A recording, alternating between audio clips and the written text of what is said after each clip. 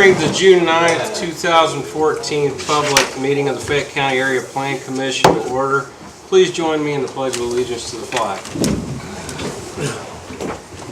I pledge allegiance to the flag of the United States of America and to the republic for which it stands, one nation, under God, indivisible, with liberty and justice for all.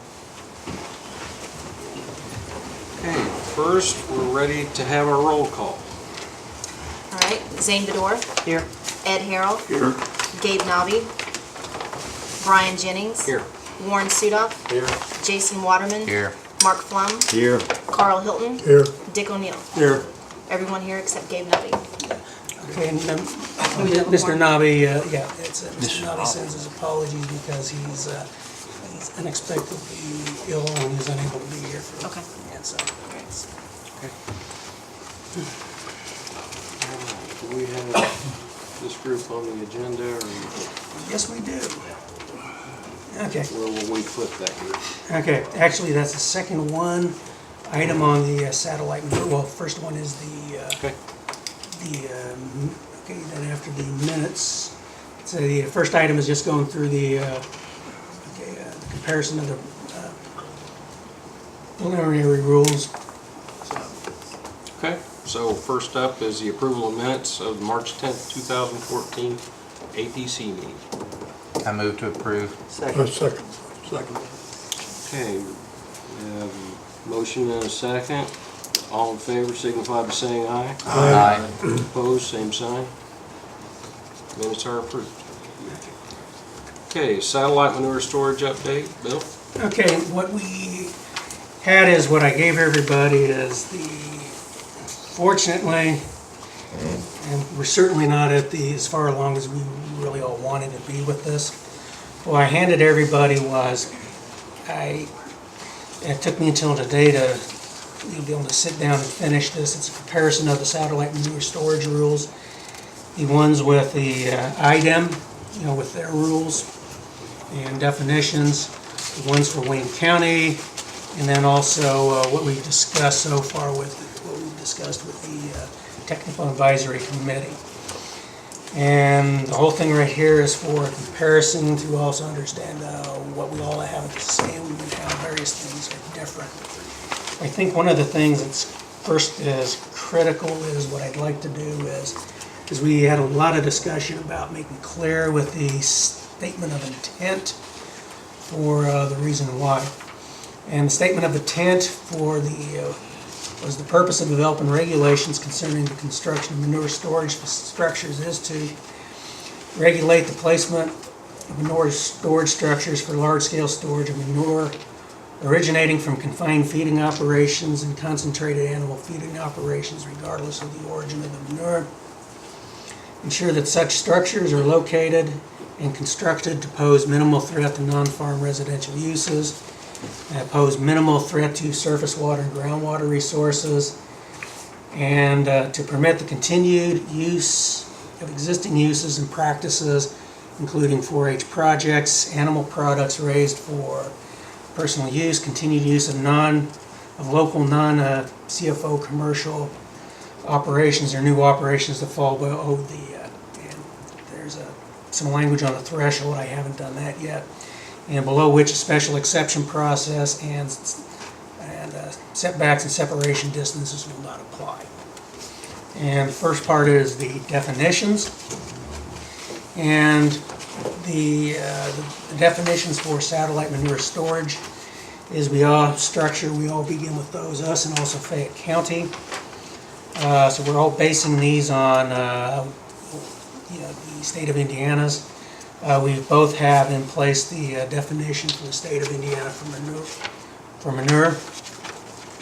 Okay, the manure storage facility, that's the same, contains the same, and also there's the definition of sensitive areas.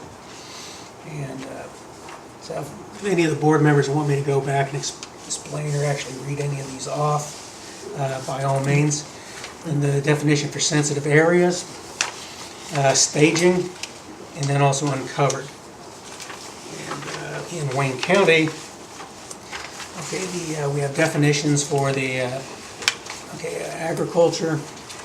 They term with the concentrated animal feeding operation is they uses, and that's, that's a completely new, so that's going to be new in the ordinance for Wayne County. And so they're just a concentrated animal feeding operation. It's the terms confined feeding operation, CFO, and concentrated animal feeding operation relate to the size of the CFO. All farms with 300 or more cattle, or 600 or more swine or sheep, 30,000 or more poultry, or 500 or more horses in confinement are CFOs. CAFOs are larger in animal numbers, and for the purpose of this ordinance, the CFO and CAFO are synonymous, which is the same thing we've done in Fayette County. Wayne County, they also have in place, and it's something else we did, but it's out another section of Indiana rules, but there's filter strip. Okay, we both using the same, pretty much the same definition for manure. Then there's the definition for off-site manure. Ours is comparable to Wayne County's, and it's for the purpose of the ordinance. So the term off-site manure means manure that is produced by animal or poultry husbandry activity, or by a CFO or CAFO, and is used or stored at a location that is not owned or under the control of the same person or entity whose CFO, CAFO, animal or poultry husbandry produced the manure. And so that, I think, that type of language is comparable to what we have, is to making the case that this is really, it's not to be read overly broad, and it's to be focused very narrowly. Okay, another one that we're also including, such as Wayne County, is defining the public water supply surface intake structure, and that's something that's defined in the IDAM rules. Okay, Wayne County has two sizes, much as we're proposing with Fayette County, and theirs is what they're calling a large storage facility. That's anything that requires the IDAM permits. The medium satellite manure storage structure is anything that's less than those particular volumes. And one thing that's different that we've done versus with the state of Indiana and then also Wayne County is we had a lot of discussion about the difficulties with actually enforcing in a structure that could potentially exceed that 5,000 cubic yards of dry manure. So as going through an analysis of, based on the floor area of a structure and using a standard size of walls, what the height of the square footage would be to reach 5,000 cubic yards. Because when we visit the facility we visited, it's pretty much all the way up to the level of the elevation. They had 42-inch walls, and it's mounted significantly higher toward the center of the building. So we came to the conclusion the probably easiest way is to regulate based on the size of the structure, and based on that analysis is what we have is would be a 7,500 foot structure that's being built specifically for storing manure. Okay, we all use the area of definition of the sensitive area. Okay, one thing that's critical to understand is simply including the definition for staging. Staging means the temporary placement of manure in a pile at the site where the manure will be land applied, and storage does not include staging. There are two different activities. Okay, there will be a definition of surface water. Okay, vegetative management system. It's a vegetative management system is an area with vegetation designed to accept contaminated runoff or waste liquid after settling for the purpose of treatment or infiltration into the soil. And we've pretty much, the definitions, variations on the same. Now, where we start to get the differences is on the setbacks. And in particular is it's the setback on residences and zoning districts. Okay, Wayne County, the minimum setback from any other zoning district, including those in adjoining counties, is 1,320 feet, which is a quarter mile. It's the same as their placement of a confined feeding operation. Okay, so that's more than the state of Indiana, which is 400, basically it's, well, the state of Indiana doesn't want to have one from zoning districts, but they do have 400 feet from existing off-site residential and public buildings. Now the, okay, Wayne County, now the minimum setback from any existing residence, business, public recreation, golf course, or any non-agricultural principal permitted use in the agricultural district is 660 feet, which is, which is an eighth of a mile. And they do have a larger setback from the public water supply, well, public water supply intake or drinking water supply reservoirs, and they have 1,000 feet. Okay, let's see, state of Indiana is 300 feet. Okay, now then the Fayette counties, we have the same we propose the same setbacks for the roads as item, which is 100 feet back from roads. Wells is 300 feet. Open water, 300 feet. All three of those are Indiana IDAM setbacks. Now, the other setbacks that we have for residential uses, for for the larger structures of 7,500 feet and above square feet, is that we use the current CFO setbacks, which are 1,620 feet from residences, and then the 1 mile from churches, schools, public use areas such as parks, Glenwood, Connersville corporate boundaries, and from hamlets and villages and platted rural subdivisions. And this is the one in particular that Mr. Yonabi was, I think he's greatly concerned about by limiting where storage structures can go. And then what we discussed is the setback that are under the special exception threshold for each, if I recalled correctly, and I had the notes properly, I believe, is I correct with it was a 1/4 mile and anything below. If that's incorrect, please let me know. I know it's been a while since we've had a chance to meet. Okay, now Wayne County was for whether the larger, the medium satellite storage structures, they require special exception regardless. Fayette County, the permits would be for a special exception for the large satellite storage manure structures. Okay, for the dry liquid, and special exception for small liquid satellite manure storage structures. And permit for the small dry satellite manure storage structures. Okay, construction standards with each. Excuse me, Bill. Yeah, sure. Under permits for Fayette County, Yeah. you're using the term small. Is that the same as medium? Okay, yeah, that'd be what they used, is they had small and they had the large and the medium, which is, there's no definition for the small.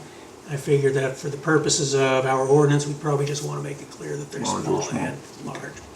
And these apply to things that are built straight. Small would be anything less than. That's 7,500. Or in the case of liquid manure, it would be anything below that 1,000,000 gallons. Okay.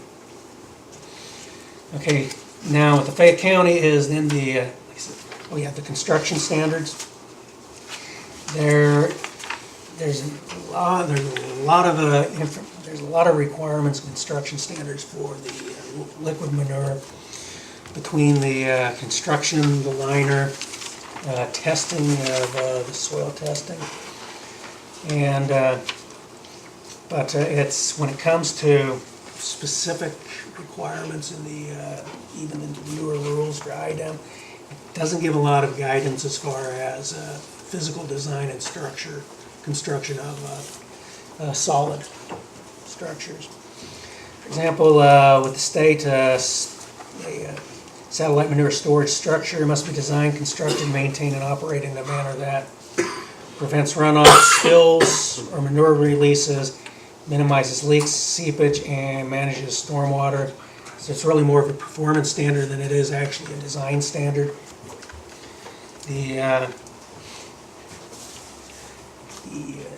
the other items that they have with the satellite manure storage is to be covered to prevent rainwater from contacting the manure, or have stormwater run-on and run-off controls. The SMSS, the satellite manure storage must not be constructed in sand or gravel soils. And then it has the unified soil classifications of different types of gravel and sand soils. And I think that relates to the concerns people had as both some of the Plan Commission members, committee members, and members of the audiences speaking about that will limit the ability to place those on an area that's basically a groundwater recharge area. Okay. And the construction for Wayne County, it's a construction design, shall be provided at the time of the application and shall be made available to the board. The board, after having examined the construction design conditions specific to the site, soil types, topography, unique site fixtures, may require additional setbacks or conditions for approval as permitted. But it really didn't get into the issues that we had locally as far as the design. Okay, and what we discussed with here with the committee was with the dry manure, the walls should be engineered to resist the maximum lateral load of the manure retained within the perimeter wall system. And this is basically because they're designed as a retaining walls. And the floor shall be, okay, we talked about whether it could be the compacted soil with type of clay or whether the concrete. The committee felt it was appropriate that the floor shall be concrete and then of course designed to resist the loads and also to resist the movement of possible fluids through the concrete or lined. Okay, site drainage. Okay, this is using some of the state's language, must be covered to prevent the rainwater from contacting manure. Okay, it needs to be designed to contain any moisture that might leach from manure within the structure and to control stormwater to prevent stormwater from coming in contact with the manure. It's pretty much a site drainage design, which is pretty much done with any type of structure, period. Okay, then there has to be the apron, and it's a concrete apron, the full width of the entrance plus 10 feet. And do know that with, for example, with the Mr. Myers project, we do know that that is a concrete apron. And okay, then the drive-in entrance. It says the same as we have with the confined feeding, but it's to be designed to support the weight of a fully loaded semi-truck, designed to ensure that all maneuvering occurs on site. The entrance drive is a 24-foot width. The curve radius is designed to meet the turn of the semi-truck into the lane, and it's designed with and the drainage can will be designed and installed as per the County Highway Department's drive cut permit. And with liquid manure, it's all liquid manure storage structure shall be designed as per the 327 IC 20. It's Article 20 of the Indiana Administrative Code, and it's for a satellite manure storage structure permitting program. And okay, then the permitted and prohibited locations. It's the this is the same language as with the state of it. Same things with the state. It's 100-year floodplain, karst terrain above mines, may not be constructed in sand or gravel soils. Okay, that's with the IDEM. We have that. Wayne County, it's permitted in the A1 district as a special exception. And we have as the permitted locations are the A1 and the A2 districts. Okay, prohibited with them 100-year floodplain, may not be constructed in the sand or gravel soils. And then the minimum lot size. IDEM does not have a minimum lot size for one of these. Wayne County, it's 40 acres. Fayette County, it's using the 10 acres, which is the same that we have under the confined feeding operation. And I apologize for not being able to get this sooner, but any of the board members, as you have questions or things. Does there need to be any language in there whatsoever for it? If someone had a breach and they lost it, or there was a flood, or do they have to call IDEM? Is that just standard procedure? That's standard procedure, but yeah. But if it's felt necessary, we can have something in there to reemphasize responsibilities to IDEM reporting the breach. Okay.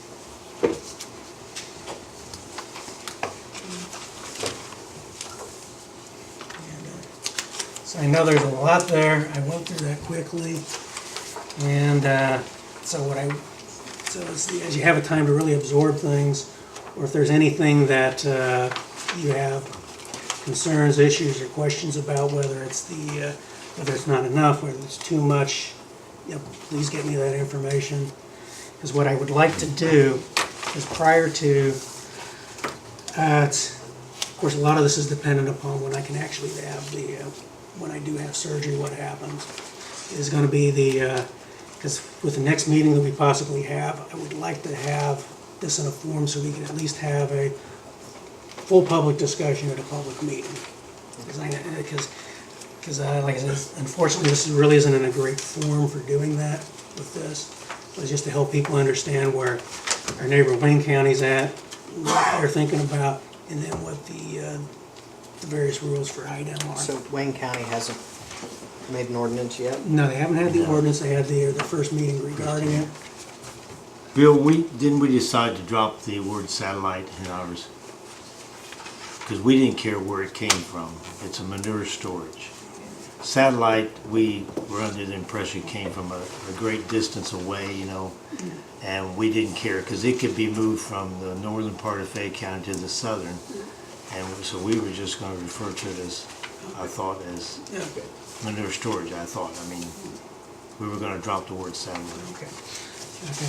Well, that's the one I was just wondering about because I think it's taking a look at the, I thought we talked about it. We talked about it. Decided maybe I think because the state ordinance uses the term satellite. and that's part of it was the state rules.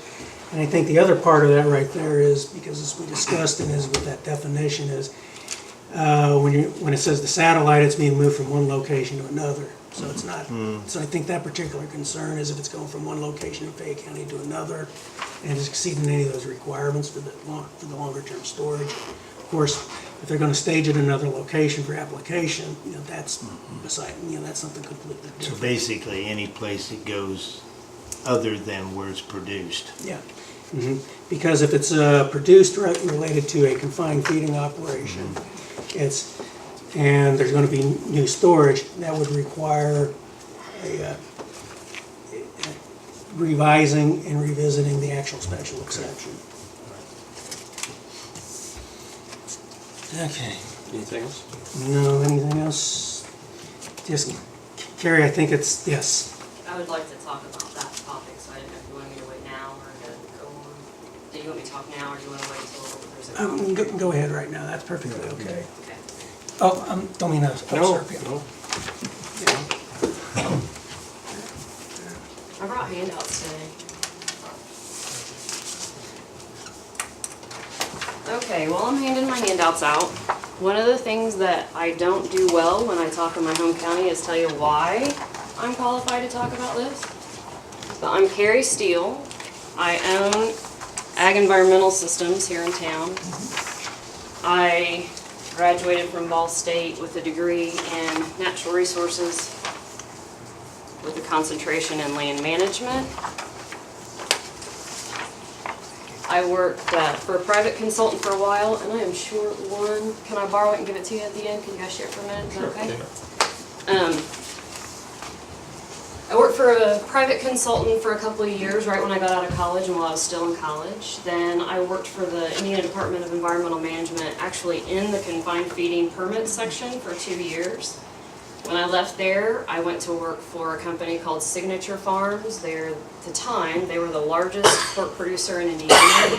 They managed around 30,000 sows, and I was their environmental director. And I did everything from physically managing, making sure that the manure got land applied properly, hiring the contractors to come in and do that, and handling all of their compliance issues with IDEM. When I left there, I went out on my own. I'd done some consulting when I was there as well as help Signature Farms, but I went out on my own about 7 years ago. Ag Environmental Systems LLC is the result of that effort. I'm very proud to say I'm a business owner here in town. But one of the things I found is the old adage is true that you are not an expert unless you're 40 miles from home. So, with that said, in addition to my job experience, you know, my business is specifically permitting and helping folks with these type of operations remain in compliance with IDEM, with the state chemist office, and with their local counties. I've worked with several counties helping draft their ordinances. I've testified at several counties on their ordinances. I actually drafted the ordinance for Washington County, Indiana, and helped lead their group through facilitated their group through those meetings. So I'm actually coming to you on a twofold thing tonight. The first thing relates to my handout, and what it is it's just a professional observation of the document that I picked up from Bill today. It's probably not 100% thorough, but it hits the high points. And so it is very overwhelming, especially if you're not used to this kind of language and work. So what I wanted to type it out so that you could later go back and compare what I wrote to what is in Bill's comparison. For purposes of this, you know, observations and questions to consider, I did not even look at the Wayne County ordinance. Yes, I think we need to be at least somewhat compatible with them, but by and large, I didn't feel like it was the APC and/or Fayette County's job to be like Wayne County. They're good to look at to make sure that we're not way off base or vice versa, but I did not critique their zoning ordinance in this document. The first thing is that on page 1, the statement of intent in bullet 4, the bullet item there's two things I'd like to address in that. The first one is that it talks about the fact that, let me pull it so I've got the exact language. It talks about the fact that you have non-commercial operations or new operations that fall below the threshold of X number of animals and volume of manure. So essentially, it's talking about volume of manure produced by the animal.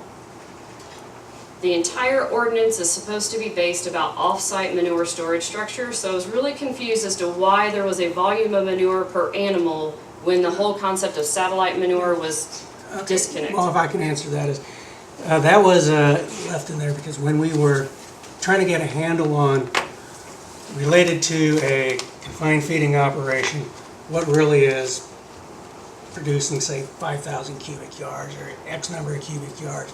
So as much as anything else, that was to help get our heads around to compare, so it's not apples and oranges, but at least get some idea of the number of animals that's producing this volume that falls under that particular regulation. That's the reason that was there. And that's fine, and like I said, this wasn't a critique, honestly, I don't know that they need to be answered now, it's just, from when you're looking at the statement of intent, the first thing is to regulate off-site manure storage, and then in item 4, it's like, we're going to regulate on-site manure storage. It was just a discrepancy. And so if you are going to leave that language in there, I gave you the reference that IDEM uses.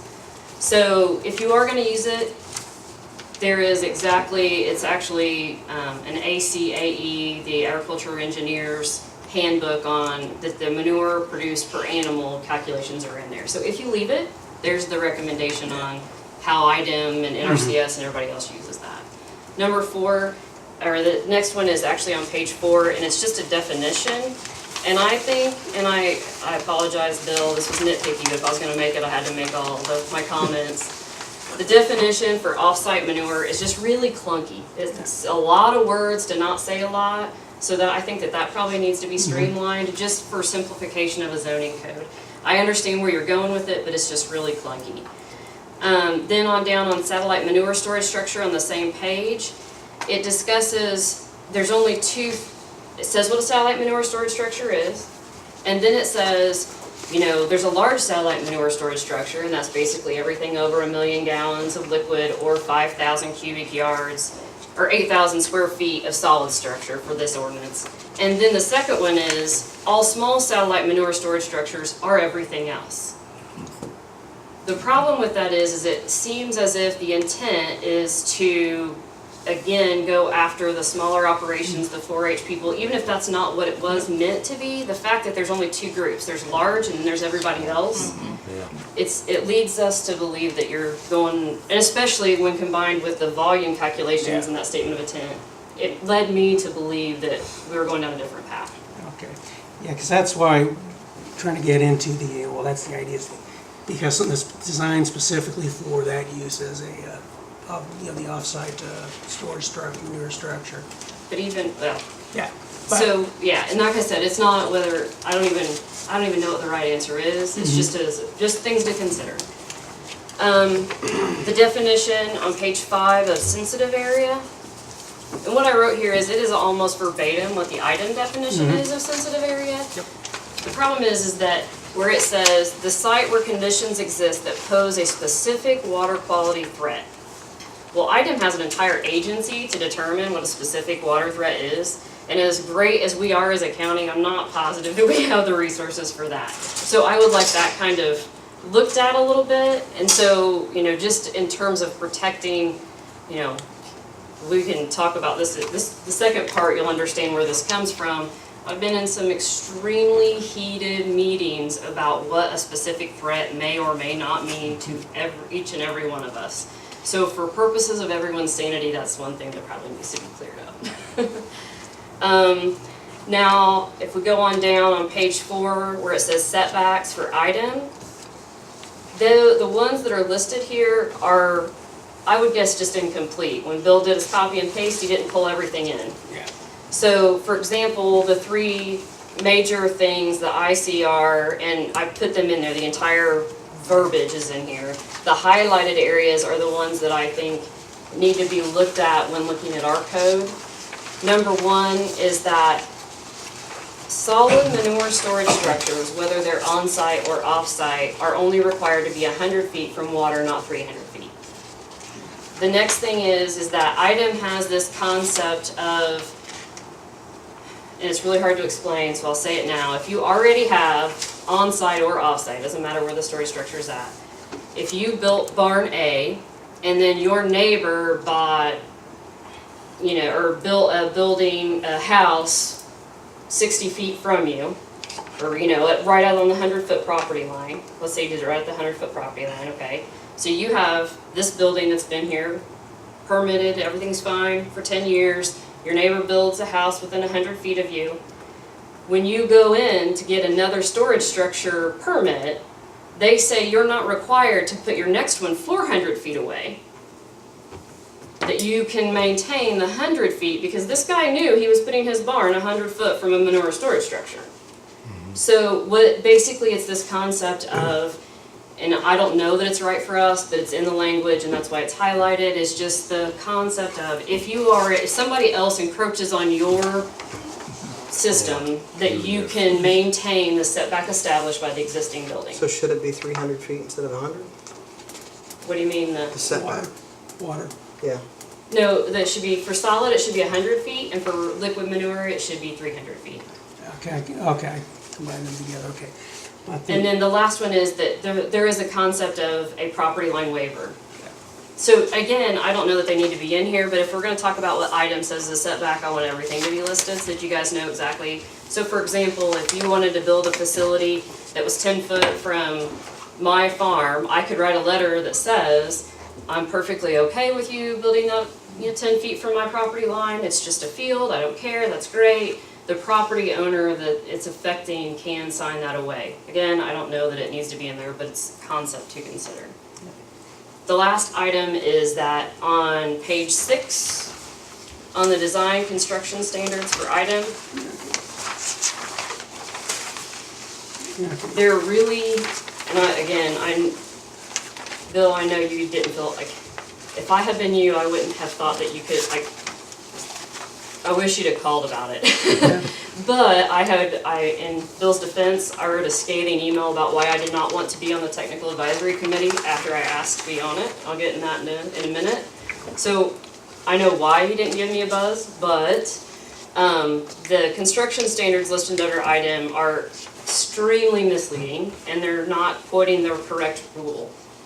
Yes, there are performance standards that he lists there that are in 19, but there are probably 7 pages of the rule that relate specifically to the construction standards that relate to every single manure storage structure, and that's all found in 327 IAC 19, not 20. As well, one thing we had is, of course, with the confined feeding. And as your example right there, someone then builds a house closer. It's the, 'cause we also have the reciprocity between that quarter mile. So I don't know if board members consider that whatever is the final, say, residential setback. We also have the reciprocity requirement. Because with the confined feeding is, say, someone from within a quarter mile of Stuart Henry, or Matt Wilhelms cannot build a house because they're prohibited from that setback also. I don't know if that would be something that the board ultimately would consider appropriate. So the other thing I want to get kind of, I just Yeah. want to ask the question with Carrie is, you had mentioned where someone can sign away those to put that. So even if the ordinance or is passed and it's brought into, someone can still sign an intent with a letter saying, I don't care if they put it there? This is strictly, the comments that I made regarding that are about IDEM. So let's say Washington County, because I talked about them before, Washington County has no zoning except for the city of Salem. So until their ordinances, until they have an ordinance to put in, there's no county regulation, right? So under that scenario, IDEM, you could write me a variance that just says, I agree to, and one of the things that they want in that agreement is that you will not construct anything that prohibits me from accessing my building. So you write a letter to the state of Indiana, to IDEM, that says, I agree not to build a 10-foot tall fence and get in Carrie's way of her manure storage structure building, and 10 feet is perfectly fine with me. IDEM is okay with that. Okay. But that's just IDEM. So again, there's lots of cases where people get an IDEM permit, they come before their county, and they have to completely redo their IDEM permit because their county has completely different rules. Right. That happens more often than I care to go into. So that's really, The only reason I asked that was because I didn't, I would, whether I was reading it wrong or understanding it wrong to where, well, we pass an ordinance and then if somebody wants to do it, they'll go ahead and do it anyway. I was just kind of making sure. no, you have to comply with both. Right. And so the only reason I put the full thing in there about IDEM is one, just for clarification's sake, that IDEM isn't just those 5 things, that there's more to it. The other thing is maybe there's a concept there that we like, I don't know. I mean, maybe there is, maybe there isn't, but, you know, for example, I did not highlight one of them because the owner-operator may obtain a reduced setback if they demonstrate a different compliance approach meets the performance standard. It's a long way to get around.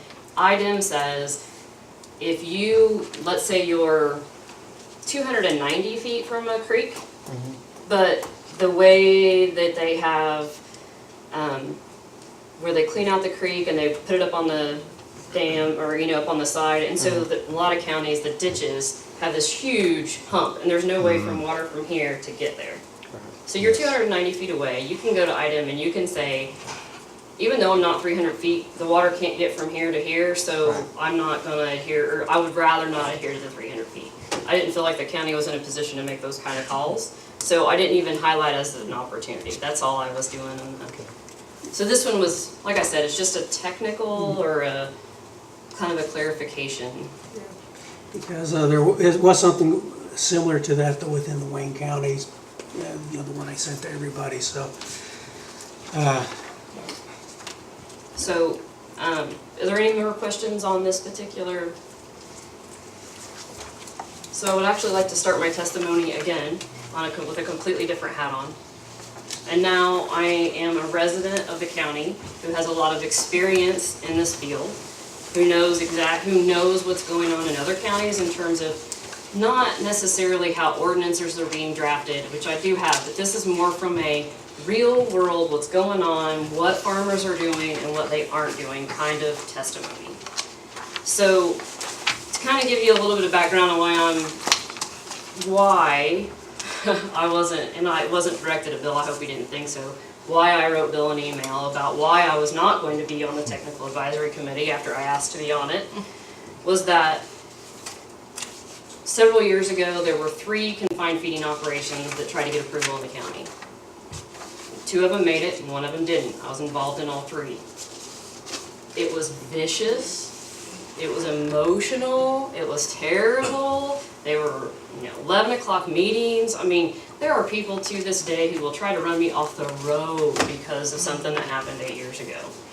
On a barn that didn't even get built. Imagine that. I So, can imagine that. that being said, I thought when we did a confined feeding ordinance draft, I thought that would be the best thing. That it would really avoid all that crazy conflict I went through. And I went through a year of being on a drafting committee for a confined feeding ordinance that was pretty much exactly like every APC and BZA meeting I attended because of the people on the committee.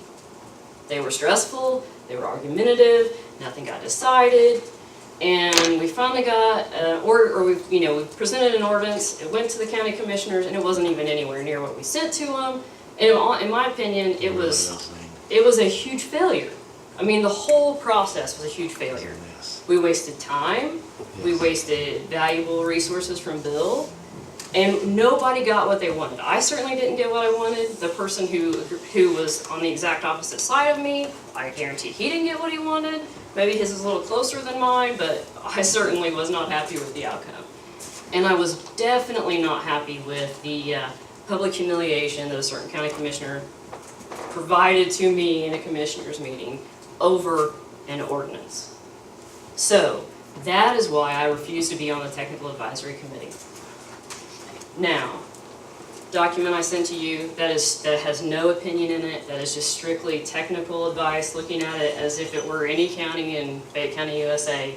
This is my opinion, what I'm here to say now.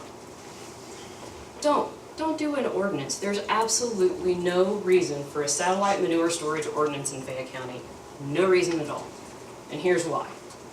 One, liquid manure is a huge environmental risk if it's not handled properly.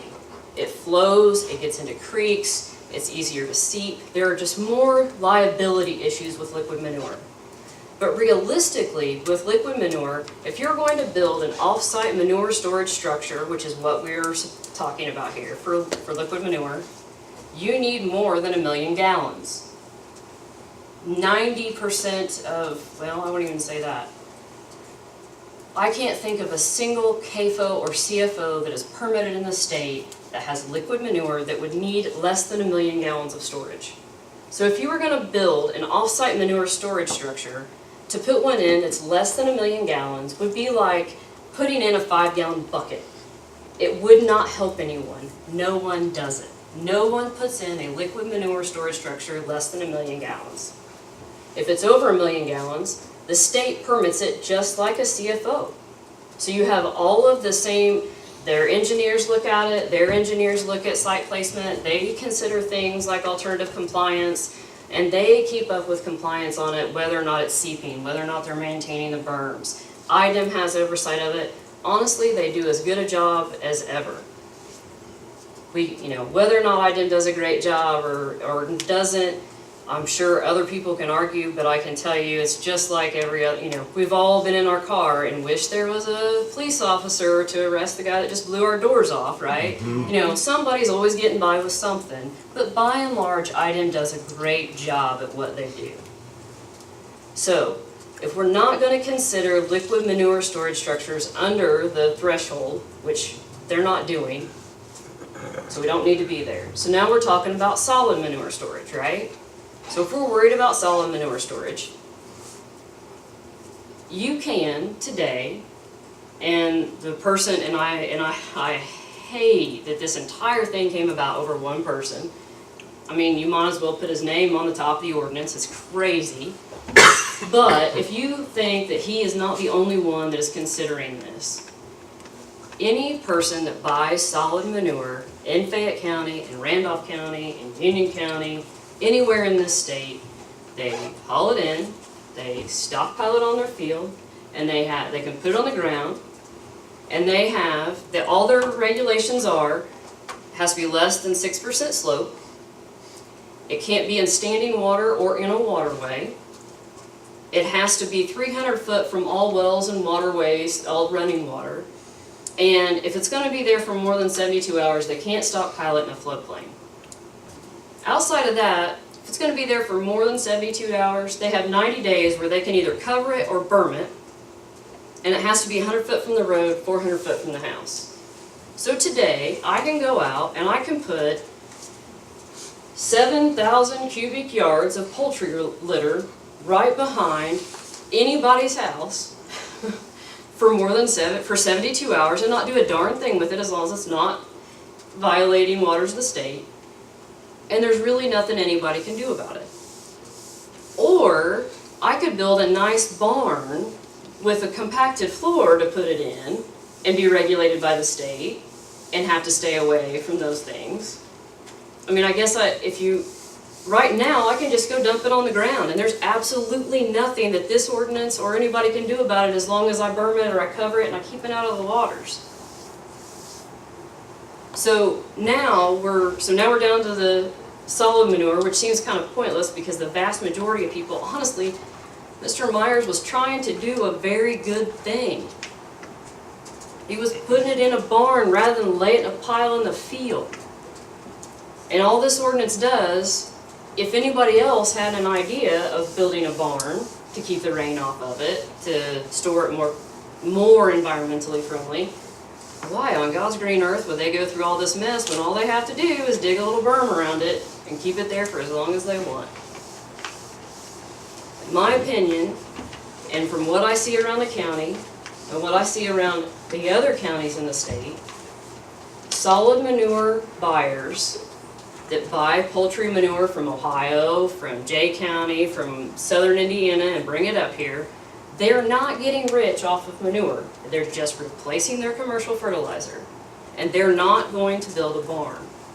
So we're spending a lot of Bill's time, a lot of everybody else's time, creating an ordinance that is probably never going to be used, and because there's no good reason to do it.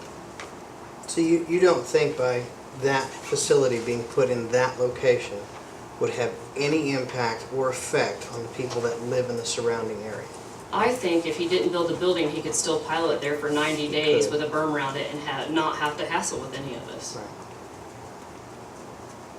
And that's true. I mean, if the state says that's what he can do, and we have an ordinance, he can just do whatever the state says. Well, what I'm saying is that we cannot regulate anything that doesn't have, as the APC as a county, you can't regulate non-structures. You can't regulate what somebody puts onto their ground, right? Right. So until there's a building, we have no jurisdiction. Right. This is the one in there with as they define staging, which is why even with IDEM, they also do it for Wayne County. And then with us, is you emphasizing that there's a difference between this longer term storage and then the staging.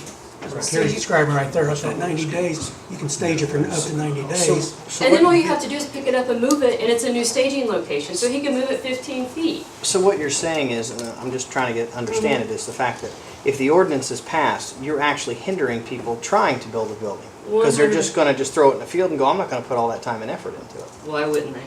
Right. But I would put a goat in here.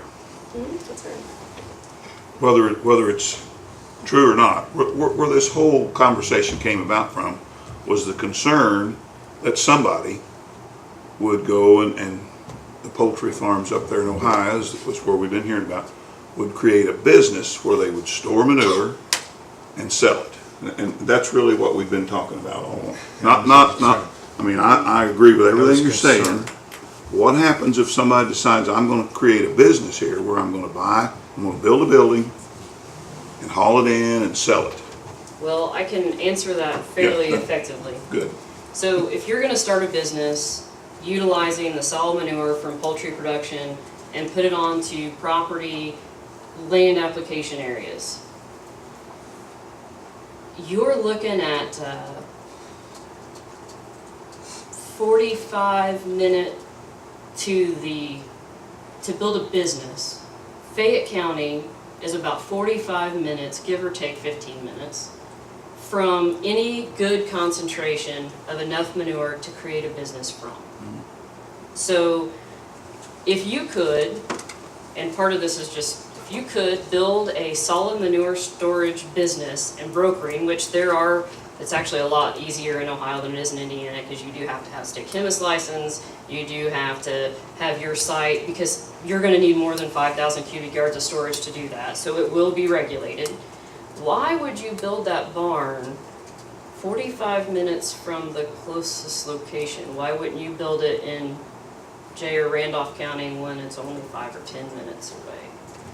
And to give, hold on, and just a small statistic is that one of the things that almost every county, when a new CFO is proposed and people are upset about it, they go, we've got enough, we already have way too much manure here. Jay, Randolph are the two in our area that have the highest concentration of farms. When you look at the tillable land reported in the NASS reports, the USDA statistical gathering, so when you look at the tillable land available, you look at the number of animals, and you look at the average manure sample, and you go through all those calculations, Randolph and Jay County use approximately 2.5% of their land for manure application. There's a lot of potential land in those areas that still use commercial fertilizer, other manure sources. So from a strictly business model, it makes absolutely no sense to come to Fayette County and build a manure brokering business when you can do that in a much more lucrative location. I'm not suggesting that I think it's a great idea for somebody to do that in Randolph County. I just don't think that we're the hotspot for it. And you would need a much bigger building than the 5,000 cubic yards. Does that, I'm sorry. Right, no, you're fine, and I didn't mean to interrupt you. No, you're okay. The other question that come up, and you kind of, where you said earlier that someone's name might as well be on the top of this ordinance. The only thing, and I'm just throwing this out there, not whether for or against. The other thing that came up was, well, if it's such a great idea, why didn't this certain person put it on their location instead of at that location? And that's another reason why this got to be such a heated debate over this issue, because people thought, well, the reason that person doesn't want it there is because it's going to hinder their well-being. So we need to do something about this. I think it's what led us to this point, why we're here. Yeah, but I would guess, and I don't know, I tell you, I don't work for them. I've never worked for them. I know them pretty well. I specifically avoid this conversation with them because I've got my hands in enough. But my devil's advocate would be, what if he does stockpile? What if he only had enough money to build one barn and he does stockpile it all the way around his house and he was trying to protect those neighbors? Right. You don't know that. Right. I don't know that. Maybe that's what he does. Yeah. Maybe, maybe not. But what I'm saying is you cannot take a fear from, I mean, he had been, I do know for a fact that they had stockpiled manure there for many years. There's no issue. He decides to make it more environmentally friendly, and now it's an issue. And it requires a lot of Bill's time, of which we don't have a lot of. I just think that if we were going to dedicate a lot of our time and Bill's time, there's a lot more noble reasonings than a barn that is not even in our county to regulate something that hasn't even been an issue in our county. I would bet my farm it won't be an issue in this county, and even if it is, it would be an item regulated issue. I just think my personal opinion is this is an entirely ridiculous waste of time. It's a noble process. It's a great idea, but it's addressing a problem that we just don't have. Carrie, what was the reason we put so much restrictions on CAFOs? Why? What was the reason? Why did we do it? Then, if this, okay. Okay, the intent. Okay. The intent was if we took away, originally the special exception was just 5 criteria. So when the first 3 came through, the criteria was basically like, doesn't endanger the general welfare. They were very subjective things. It has adequate ingress, egress. It was just they were items that led us to 5- and 6-hour meetings of people disagreeing and calling each other names because it was all very subjective. And it related to every, not just CFOs and CAFOs, but those first 5 things were about any special exception that came through. So the intent was to say, if we had, shoot, even if there were 100 things that you had to comply with, but they were all very, very specific.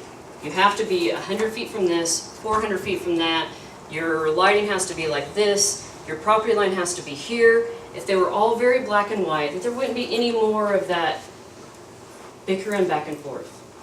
That there wouldn't be that opportunity because it was all spelled out. That was the intent. What happened was, is we got into meetings like your TAC meetings. I wasn't in those, so I don't know. I'll be very frank. It just boiled down to ridiculous arguments about specific points between Gary and I. And I'm just as much at fault as he is. I'm not trying to pass that off. And what ended up coming out was not at all, like the ordinance that was presented to the commissioners was in no way mirroring the intent that I thought we were going into. Maybe I was mistaken, but it did not comply with the intent. Then once the commissioners got a hold of it, and I think one of my favorite is, I think it was in a city council meeting about, well, nobody wants to go visit their loved ones and smell manure, and so now it's like a mile from every single city or every single county cemetery, and there's like 100 or some in the county. I mean, literally, there are 2 parcels of land in Fayette County where you could place a CFO or a CAFO. 2 parcels of land left, based on this ordinance. So, it just went, the intent was good, outcome ridiculous, which is why I feel like this is on the same exact path. Well, I will tell you that there is a commissioner, and I won't say who it is, that thinks that the CAFO should be on a case-by-case basis. This ordinance should not even be here. And this manure storage facility should be the same way. It should be a case-by-case basis, if it ever becomes a problem, which this person doesn't think it will ever become a problem in Fayette County. I would say I spent a ridiculous amount of my life worrying, drafting, contemplating, testifying, agitated over the CFO ordinance. I would say I invested as much or more time than anybody involved. And nothing would make me happier than for you to throw it away and go back to the special exception basis. Even realizing what you went. Even realizing what I went through.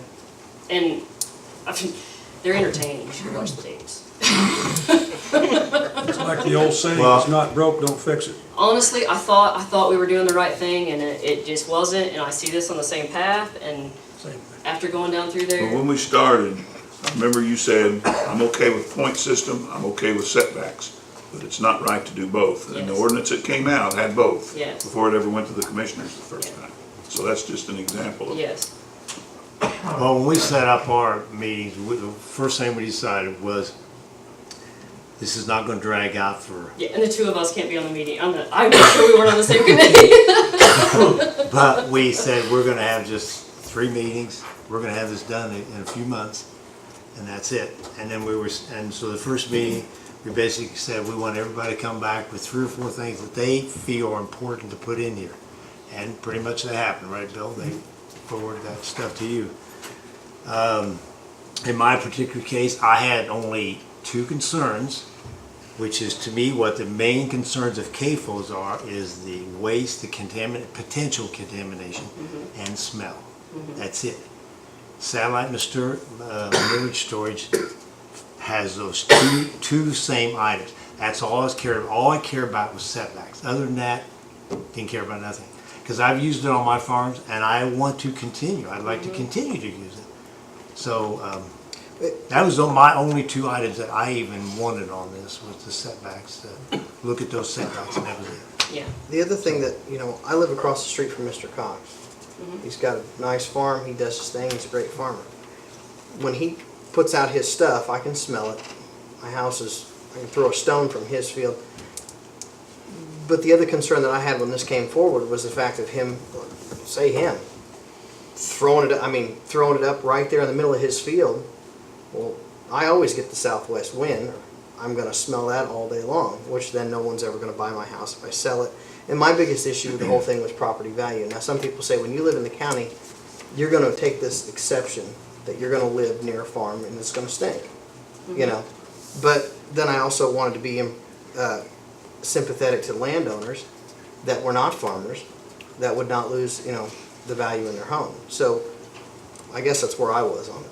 But I guess you're right in what you say, that this ordinance, this is the first time I've ever heard it put this way. Yes. Because then they can just throw it in a field. Mr. Cox could throw whatever he wanted in the field and look at me and go, how's it smell? Yeah, Exactly. And So- honestly, the odor would be less in a building. So if you had to pick between the two evils, you would want to encourage him to build a building. Even if it wasn't exactly engineered like you wanted it, even if it wasn't perfect, it's better than it being outdoors. And so the ordinance does, regardless of what you do with the CFO-CAFO side of things, that's a whole sidetrack, but this ordinance completely discourages the construction. You hit the nail on the head. So, Okay. and thank you for indulging my two-hat conversation. Okay, thank you. Thank you. Thanks, you. Karen. Thank you, Gary. Could I have that? Okay, Oops, there you go. next on our agenda, we have the Connersville Agricultural Student Debate. If you could describe what it is you're doing, how you're setting it up. Good evening, everybody. We're from the Connersville FFA chapter, and we're doing this topic as an agriculture issues forum debate, which is a contest that we do every year at State Convention. This is actually our first year as a chapter to participate in it, and this issue was brought up during the time of whether or not we were deciding whether we wanted to do this or not, so it just fit in perfectly with this. And we designed this as a skit, like a court case. So we have a judge and attorneys and their witnesses. And today you'll be acting as the jury, and we have our plaintiff, Hunter Hobbs, and our defense, Casey Reeves, and their two witnesses. And the issue at hand is the proposed satellite manure storage facility that is to be located on the southern Wayne County border, and that's at the edge of Fayette County. And the definition for satellite manure is manure produced in one region and brought to another to be stored for later use as fertilization. Now this building the dimensions for the building are 160 feet by 100 feet, and it is not regulated because it's smaller than 5,000 cubic yards. But the building could potentially affect Gordon Estates, and that's 200 plus homes. And a lot of people are avidly against this because of the stench and the potential cause of pollution. So would the plaintiff please present his opening remarks? I am Hunter Hobbs, representing the great citizens of Fayette County. I believe that the large size of this facility is an infringement on rights of this county. This proposal is not to down farmers, but I believe that a facility proposed near so many homes could cause economic loss, disease, and a pungent smell that would wreck that community. This facility was approved with almost little to no community input. In the town of St. Mary's, there was a manure facility there that pretty much wiped out Grand Lake St. Mary's, which is a state park. A citizen there named Dennis Brown was quoted as saying, "I've been here 20 years and I've seen it getting worse for the last 15. Another resident named Bo Ringo said, "Homes here have been for sale 3 or 4 years, most of them not even receiving an offer." And that doesn't take into account the home values dropping 50% and a large loss of property taxes. This manure facility has since been outlawed in St. Mary's. We now have the bald eagle back in Whitewater Valley for almost the first time in 100 years. Wouldn't it be a shame if we lost that majestic creature due to the things the bald eagle feeds on being killed by this terrible smell, things of that nature? I understand the farmer is pressed, but is it worth the estimation from our town? We're basically stealing from tomorrow to take for the day. God has given us incredible bounty, and wouldn't it be a shame if we defiled it to a point where other men were forced to restrain us? Thank you. Will the defense please present their opening remarks? What the plaintiff has just described is mythical and fictitious. Chicken manure is an organic fertilizer. Organic fertilizers have numerous amounts of benefits for the soil, the consumer, and the farmers. Organic fertilizer enriches the soil in nutrients, helps maintain structure, and ensures that our food are chemical-free. As for the farmers, the cost is significantly lower. There's a downside to chicken manure, and it smells bad. Everyone knows chicken manure smells bad. The point is that we're trying to better our community through using an organic, renewable resource. Today, the plaintiff will try to confuse and cloud your thoughts with a pathos or emotionally charged strategy. My factual argument will juxtapose the plaintiffs. Thank you. Will the plaintiff please call your first witness to the stand? I call Cole Jones to the stand, which is right there to me. Could you state your name for the record, sir? Yes, my name is Cole Jones. And your family status? I am married to my wife Suzanne Jones, and I have 2 kids, Jack and Emma Jones. And how did the facility in St. Mary's affect your family? You see, it affected my family a lot because I own a local marina, a small town marina, which is based in Grand Lake, St. Mary's.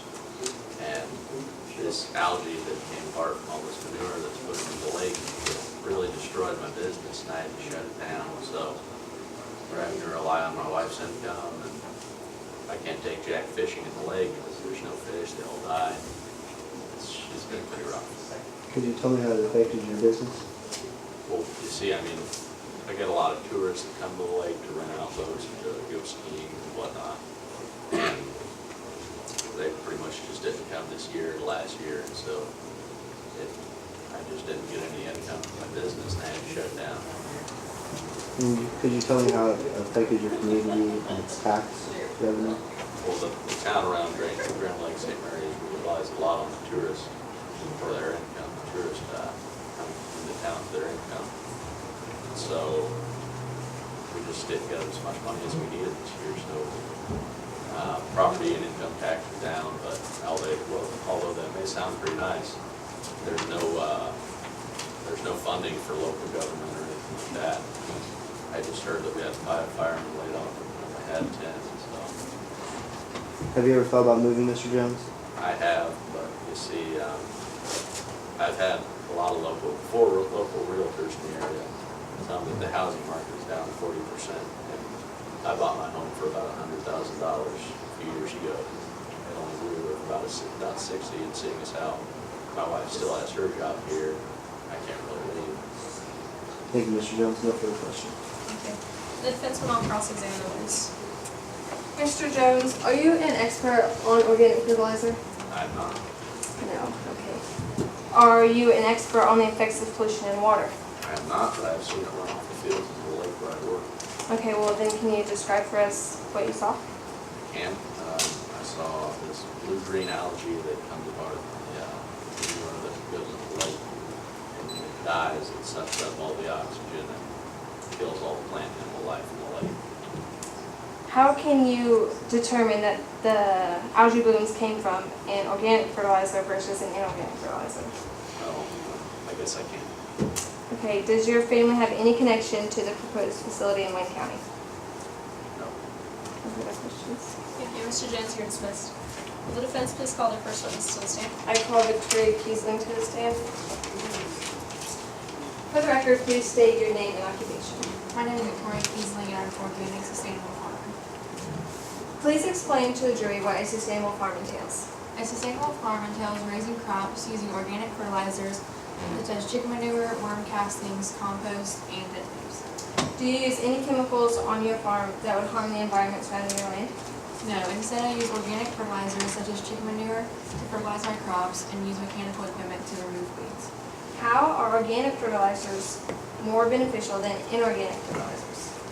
Organic fertilizers are more beneficial than inorganic fertilizers because they have a low cost, are chemical free, and are less likely to overfeed and burn your crops.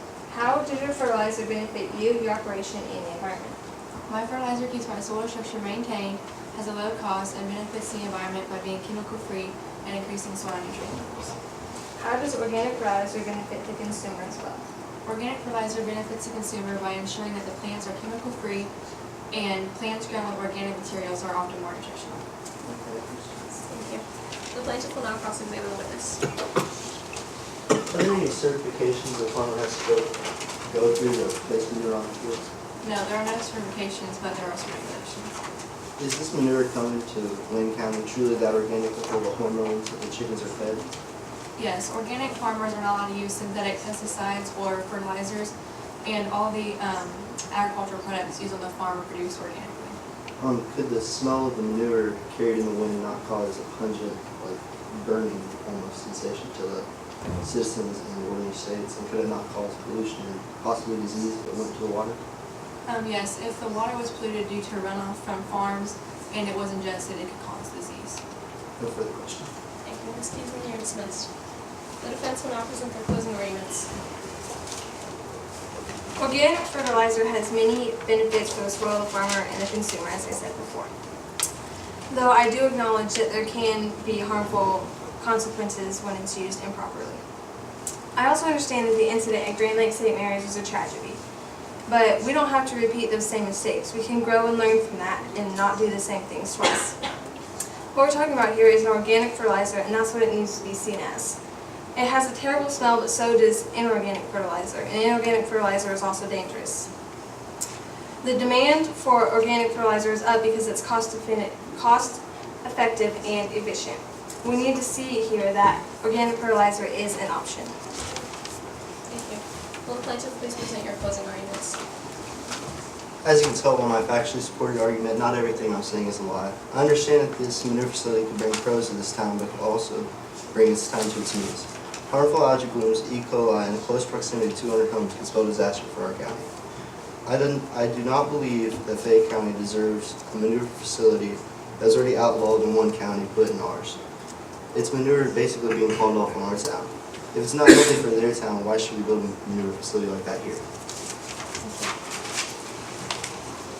You've just heard some compelling remarks from both sides.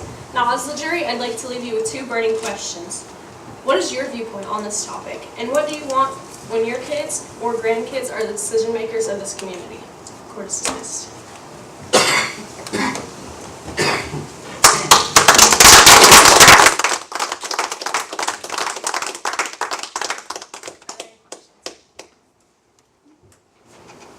Either one of you two will become lawyers. I'm not planning on it. Lawyers should be farmers. Very good. Yeah, very good. They're not mutually exclusive. Did you start that, young John? That's very good. Do any of you have any desire to be on the area planning commission? Congratulations and good luck. Thank you. Thank you. And thank you. Yeah, you're gonna start with satellite manure storage. And you hit a pretty hot topic right now. That's right. I do too.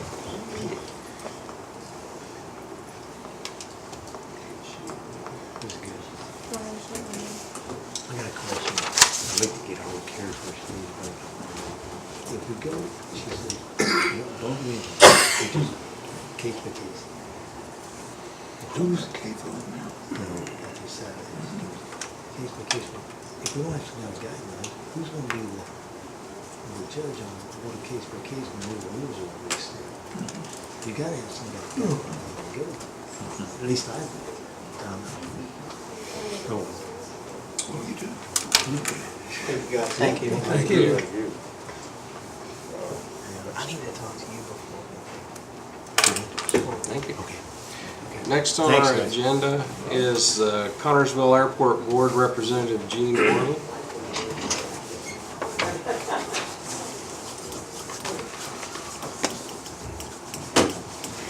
Good evening. We're here to discuss an ordinance that Bill and I and a couple others have been working on for, we haven't touched it in about 3 years.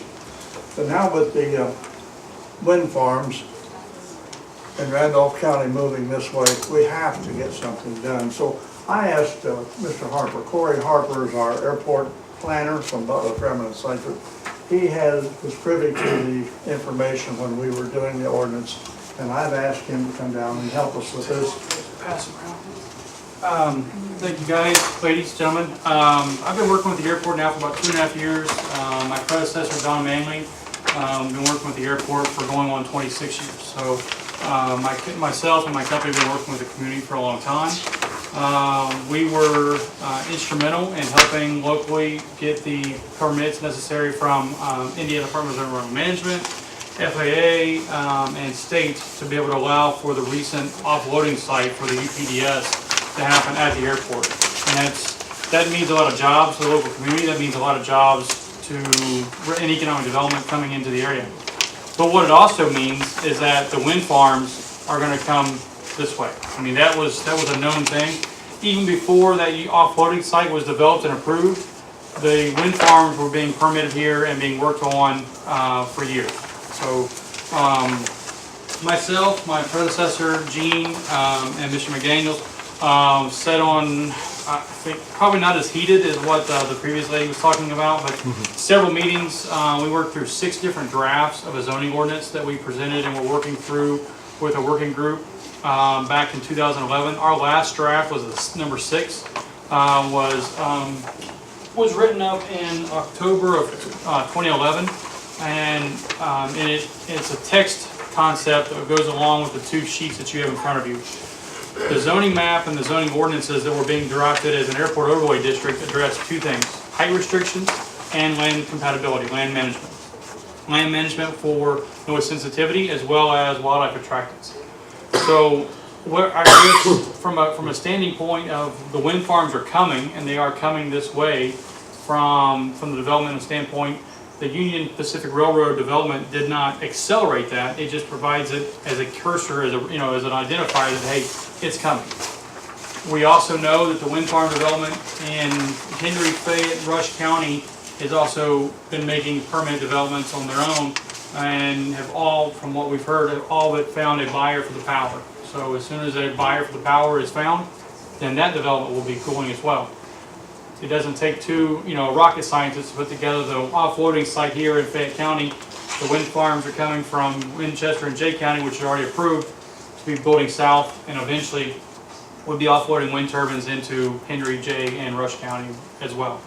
So what we'd like to come to you guys, we've discussed briefly with Mr. McDaniels, is to reopen the can of worms that was preliminarily closed back in 2011 and finish out the zoning ordinance for the airport overlay district to protect the local airport from wildlife attractants, noise sensitivity infractions, and height restrictions. Wildlife attractants would be like dumps and so forth, ponds. We had a lengthy discussion with Walmart before they put their new store in, because they had to have a pond that met FAA restrictions, because the proximity to the airport, we didn't want geese landing on that pond and being out there in the approach or departure. So they complied, and same way with their lighting. They had to comply with lighting. We are going to lose, even if we can keep the windmills out of our approach area, what we're concerned about. We're going to lose a lot of VFR corridors. Ed, you know about those up in Bentonville and coming in that way. Those will be gone.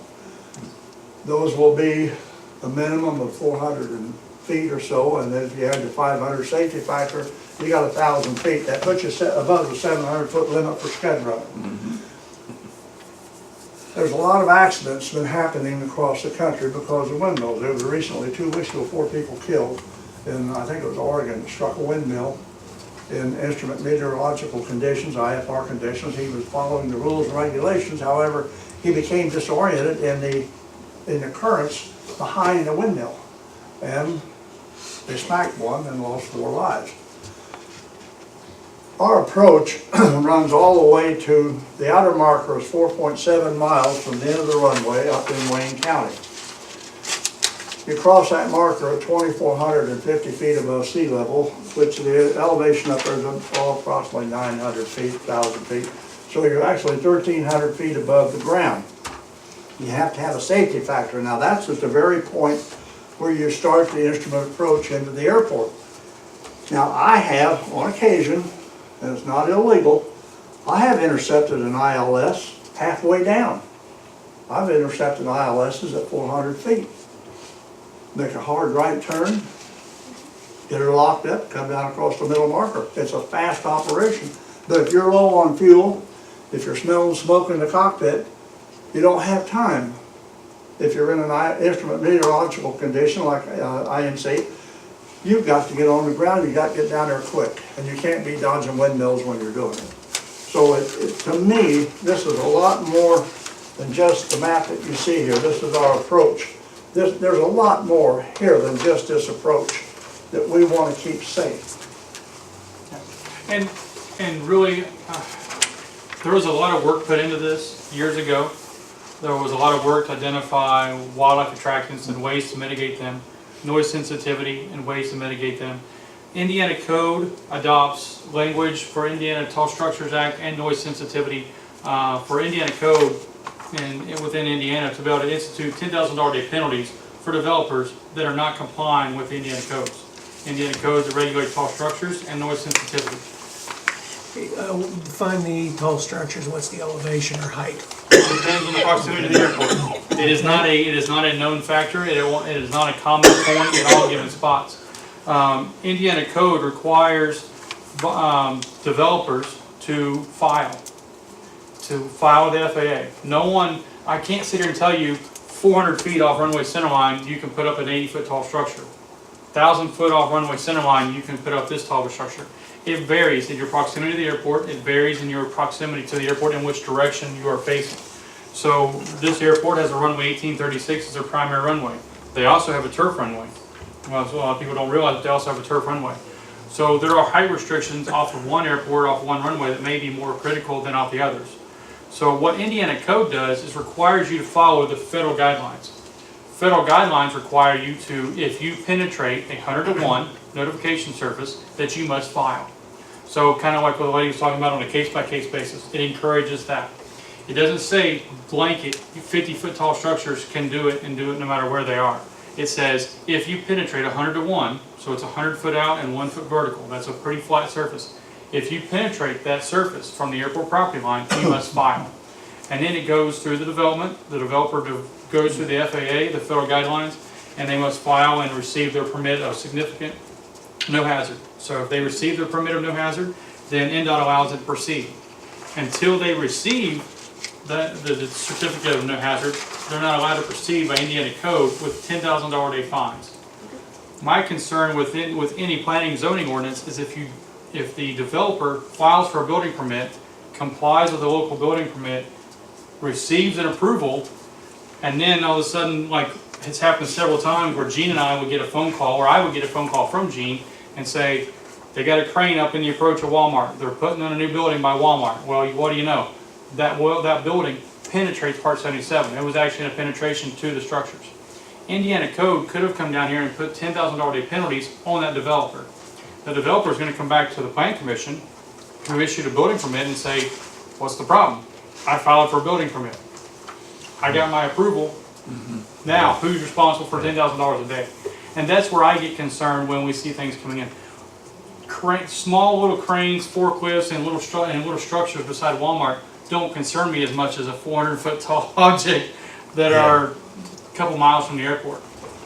So I guess really what we're coming today is to reopen the can of worms that was started, put to bed 3 years ago. Well, one thing that would help me, because when you came in the office, is, of course, once I lost my health, as I explained, it's like sort of went, a lot of things did. That one thing that'd be helpful is with us, and then also with our GIS people, is if we can then get the mapping that you have here right in the format, so we can be easy for us to adopt, and then also get that same digital data, all information also up to Wayne County. Definitely. That'd be one. And because all these things with what he's referring to as these approaches, those are already in the language. But I think one of the things that I began to have a concern about after losing staff is that the local permitting process it was complicated to begin with, but it would be almost impossible. I think it needs to be simplified and achieve the same results. But as far as reducing the layers of, I think we can still get some of the same review, doing things before them. But correct me if I'm wrong, but I think the only issue we really have is dealing with the permitting process. I think everything else we talked about is there. Yeah, I mean, there are, inside the ordinance and inside the adoption, the critical items are the height sensitivity, the noise sensitivity, but also the wildlife attractant zones. So a lot of the things you're talking about in other realms are a similar issue to the airport. Things that attract wildlife to the area, to surrounding areas are critical concern for the airport as well. But yeah, I can definitely get you the GIS laters so we can incorporate those in. We're also working with Wayne County. My company works with 17 airports throughout Indiana. So zoning is something that each community has to look at on their end to what they want to adopt. The FAA recommends wildlife attractant zoning to better restrict wildlife attractants. They require that the airports do what they can to protect the landing operations to be a safe and safe landing environment for its pilots. So they require protection. They recommend the wildlife attractant zoning. Indiana code also gives enforcement with some muscle to it. $10,000 day penalties are pretty stiff. I don't care who you are. Donald Trump will eventually run broke even at that.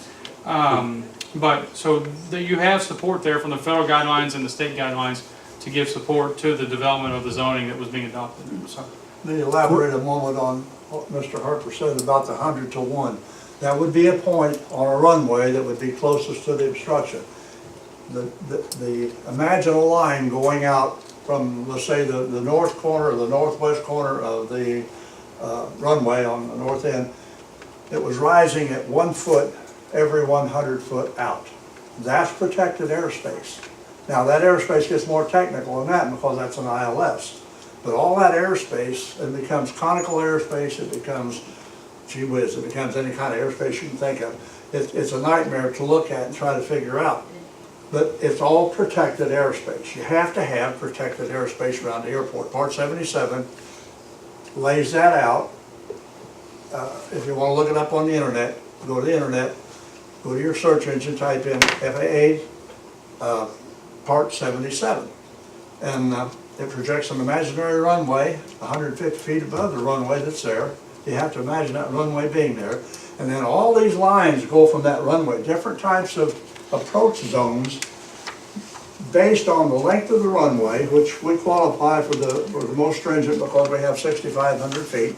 If you're 3,200 feet below, a lot of things change, but we're not. We're 6,500 feet. Therefore, we come under, and we have the instrument approach, FAA approved instrument approach maintained by the FAA. So we come under all these stringent airspace requirements. And believe me, if we get into a conflab with windmills up there, we're going to have a terrible time, literally. One thing I'd like to see, I see this map, but I'd like to see a blow up of where these flight patterns are. I would like to see a blow up of Fayette County to see how far those go out. You know, yeah, because this is, I can see Liberty here, I think, and Cambridge City, but I'd like to see how this affects Fayette County. Yeah. Yeah, and what this is, if you look at it from the end of the runway, it's the long trapezoidal areas are 50,000 feet from the end of the runway. Okay, 50,000 feet from the end of the runway are the large trapezoidal areas. So each one of those is 50,000 feet roughly from the end of the runway. So you're talking a little less than 5 miles. So, statute mile, 5,280 feet. So you're talking a little less than, 10 miles. I did my math wrong. A little less than 10 miles to take the proximity from the end of the runway. That would be north and south. Yeah. And then east and west, that the football stadium, the conical zone, the semicircle looking area, that's 10,000 feet. So, but yeah, we can easily add the conical zone and these other maps with the county borders.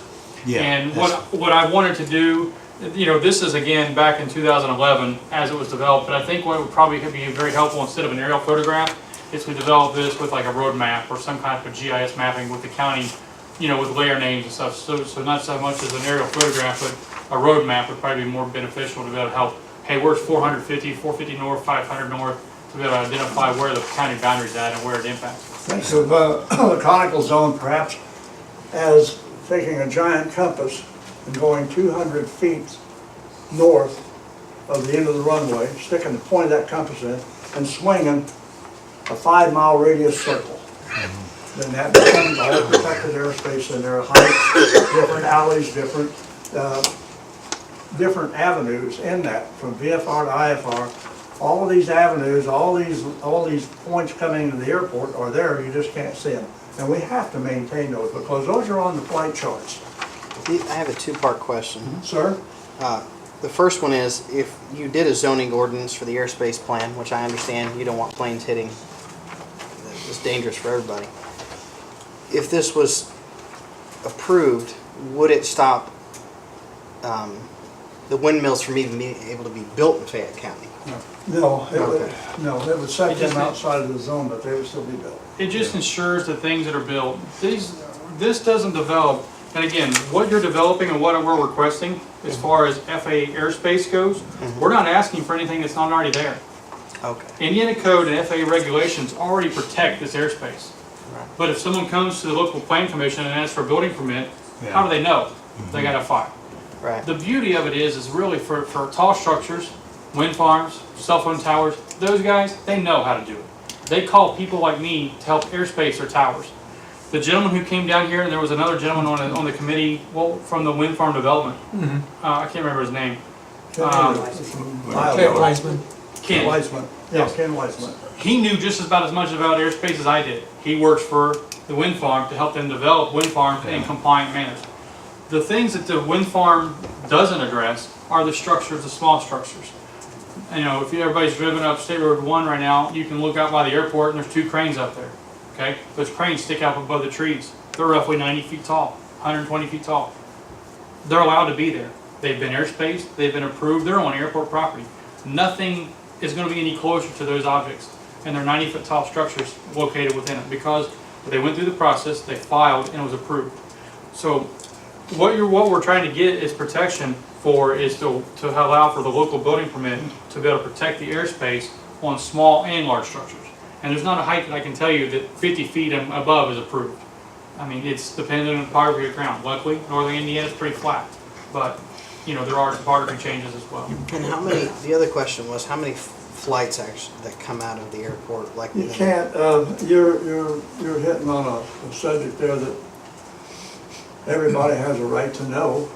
However, I can't answer that. I walked in up there on Thursday evening and there was a $25 million Lear 40 sitting in front of the building. I went out and talked to the pilots.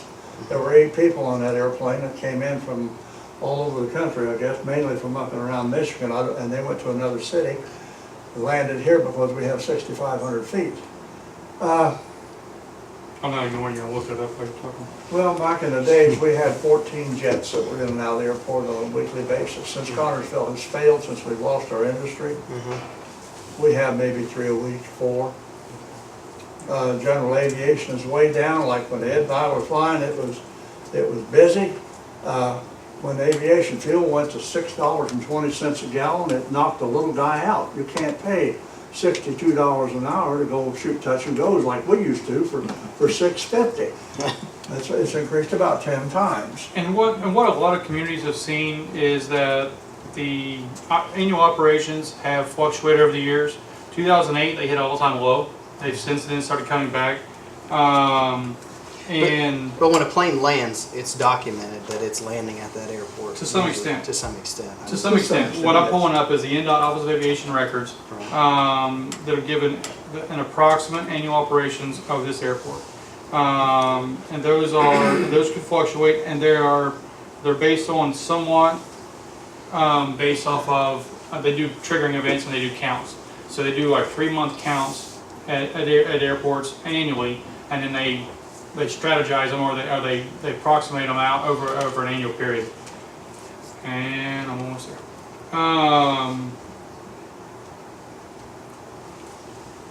It's probably close to 5,000 to 6,000, but it's it was 4,500 the last report I got. Now that's operation. Annual operations are just shy of 4,000. So you're 3,700 operations a year. Okay. So an operation is both the landing and then also the takeoff operation. Well, yeah, it's yeah, you have to have it. Yeah, well, that's just what I mean. you hope the landing's equal your takeoff. You hope, but although you will find it's a running joke within the aviation community is that everybody's operations counts an odd number. Well, how? So somebody told me a long time ago that the airport can sustain a 747. It can land at that airport. No. Yes. I was like, that's a pretty big airport. Yes, it is. It can. Physically, it can. Yeah. Okay. Could it take off? No. Could it take off? No. Landing and takeoff are 2 different things. If it ended here, you could land a 727. Would it take off? Probably not. They'd probably come in and take it apart. This runway is built for length and width for corporate jet aircraft. It's 100-foot wide. It's 6,500 feet long with very low approaches, like Gene was talking about the instrument landing system. The low approaches, it's made for corporate jets. It's made for large corporate jets. The guys who use this all the time, Visteon, had G5s in here on a regular basis, had DC-9s in here on a regular basis. It'll handle large airplanes on a regular basis all day long. Its primary goal, 84,000 pound aircraft. So you're talking about not quite, 727 size airplanes, but the runway's set up to support 84,000 pound aircraft and lower on an unlimited basis. That's unlimited, yes. We can handle 727 on a limited basis. And he can get off. The 727 can get off the 65. He wouldn't buy much fuel from you though. No, he can get off. We handle C-130s. He'll go out line. Yeah, you go out line. But and the other thing is, ever since Visteon has left and our industry is gone, I mean, the airport doesn't see the traffic, but now I've seen one of my neighbors is doing, learning how to fly.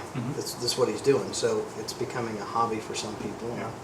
Corporate aviation, general aviation is on its turnaround, and a lot of communities are beginning to realize that in the 70s and 80s, aviation meant transportation as far as cargo. Okay, cargo has found a niche on the roads and on the rail. Okay, they've gotten cargo down to what aviation has found is that it's for executives. They're transporting their executives in and out. Indiana, it's ag. There's a lot of ag operators that come in. And what you don't want is an ag operator who's operating in low visibility conditions with very little runway constraints or tall structures around them. Right. The largest number of crashes in an annual year from aviation happens from ag operators. You've got one of the busiest ag operators in the state of Indiana operating at your airport. Okay. Makes sense. Indiana Aviation Association rated the economic impact of the airport about $4 million annually. It's like having a big welcome mat out there, really. People want to come in. We have people coming in here that are going to other cities, other manufacturing places. It's such a good airport. That's an attraction for us. That means that someday somebody's going to say, wow, they got this airport, we can use this for this. And that's what we keep going for. And another thing you need to recall, all the money we spend up there for grants, we match that with about 2.5% to 5% of our money that we save on fuel and hangar rent and things like that. We're buying $1 million at top dollar of $50,000. We got $50,000, we get $1 million in grants. And if we didn't get it, that comes out of a kitty in the FAA. If we didn't get it, somebody else will. They spend every dime every year. It's not tax dollars. It's aviation money that's generated by aviation income. Right. It's one of the few systems in the FAA within the government that actually pays its own way. So Bill, coming out of this, I've got GIS data to you in shape files. Show the county map and county borders, so we can see exactly where the limits start and stop. And a simplified version of the text documents. Yeah. Can I get your email address there, Corey? Get your card. So what I'd like to do is because I have a training session with I have a planning intern who's a volunteer this time. He's a planning student. And so he's helping us work on the zoning. We have someone coming down. This might be a little short, Corey. I'll listen. It might be a little short on the timing, but I do have. You want me done tomorrow? We'll have the we have the guy from the WTH coming down on Thursday morning for some training. Okay. So that way is I'll get his information to you, so you'll find out if he's the person to actually contact with and then the data to get it updated. Who have you used from WTH? I've worked with them on several other cases in several other counties. Okay, the person that we did have initially, no longer with them. Okay. I got the name, but I didn't have his card. It was over the phone. I've worked with Brian over there to help adopt recently Washington County and Salem. One of our other clients just recently adopted zoning, and we have to get the shape files into their maps so they could use the ThinkMap system on their end to be able to identify exactly who had to file. Because obviously, no one wants to make an extra process for everyone in the county. You want to try to limit the pool as quickly as possible So what we do is we develop the polygons, and if you're in the zone, you file with the FAA. You know, you check it. That would be a great way to do it, just simplify the whole process by calling that up. I have 4 other meetings on Thursday, Yep. but I can talk via teleconference, and at 2 o'clock that afternoon, I'm actually here in Connersville. So if that helps, on 2 o'clock that afternoon, I could come in anytime after that. On Thursday. I won't be in, I have my first physical therapy session. Okay. So, what I'll do is then we'll go ahead and, what I'll do is I'll go ahead and talk on, let's see, it's hold on Friday, and then we can go ahead and then set the timing for then starting to have our first meeting again, and what we want to go over. Yep. And the beauty of it is, with all this, the 6 different drafts have come out of it, I think there's a pretty good model there to be able to address. It's just a matter of simplifying it to where it makes it a workable document. Absolutely. From the area plan. Mr. Wiseman was happy with it, and he's a windmill person. Yep. There was also a farmer on there too. Shirley Weiss was on I'm gonna it. say there was a female farmer on there. Yeah, and Shirley. The other big one is Keller, is it David Keller on the windmill? Yeah, Larry. Yeah, Larry. Larry. Yeah, Larry was on it too. He's at those meetings. I mean, and at the end of the day, we had their blessing with what we had, because they knew just about as much about airspace as, for the most part, about we did, and they knew that you weren't trying to develop something that just said no to wind farms. You're developing something that says we want to protect our airport. After that, we're fine. Some airports have been taken advantage of. You named one, Hancock, was it Hancock? Randolph County. Randolph County. Randolph County, which is one of our other clients, the wind farm developers got in there pretty quickly. And what happened is the zoning actually up there, they actually passed an ordinance that said the airport has final say-so on wind turbines. Benton County, out west, that one's the one's probably been hindered the most, which is over by Lafayette and Tippecanoe, west side of the state. That airport has been almost shut down by wind turbines because they got in and developed. And what happened was the airport had plans to expand and build another runway, but it wasn't being evaluated for airspace. So as long as it's being evaluated for airspace, it will be protected. Both of your runways are currently being protected for airspace. In the foreseeable future, the reason we're talking about the length earlier, you don't have any reason to think you would expand to 7,000 or 8,500. Your limit, your reach and your length is pretty much set. There's no reason for you in the foreseeable future to expand beyond 6,500 feet. So to think that you may need more restrictive zoning than what you have now isn't the case. We really just need to protect for what you have and not to be able to think about a lot of expansion. So we're protecting for what you got. Okay. Oh, and that's right. You said you work with Wayne County also, right? Yes. Okay, because that'll be helpful then. So to some extent. Well, because of course they'll have to agree to do this to help us out. The city has theirs. The city has already adopted zoning to protect for the airport. The county never adopted the ordinance. Yeah. So Richmond adopted it. Now the first step up there is to get Wayne County to adopt what Richmond has. Yeah, because it's one of those ones when I was speaking with Steve Higginbotham with it. He himself, there's no problem there, but it's dealing with the actual plan commission and the county commissioners up there. Anything else, guys? Everybody happy? I'm. Who's got the floor? I have the floor. You get the floor. Okay. I move that we authorize Bill to work with the airport to move forward with this overlay. Second. Okay. And Ed, since you've been involved with this, would you be willing to help me with this? I suppose I will. The question I was gonna ask is is whether satellite manure storage could be considered a wildlife attractant. It could solve. I'm going to speak in before Gene says anything. That question's already been asked to the airport. Really? And what we told them about the airport, which is about as close as you can get to the airport, is we care about FAA permits, FAA height restrictions, wildlife attraction zones. We don't care about smell. I can stand on the roof of that building and stick my hand in the airspace. Yeah. What's your fan? You Get the fan about it. That's a different area. So we have a motion and a second, so we need a roll call on this. Okay. Zane Bedore, Yes. Ed Harrell, Yes. Gabe, no, he's not here. Brian Jennings. Yes. Warren Sudoff, Yes. Jason Waterman. Yes. Mark Flum, Yes. Carl Hilton, Yes. and Dick O'Neill. Yes. Everyone is a yes.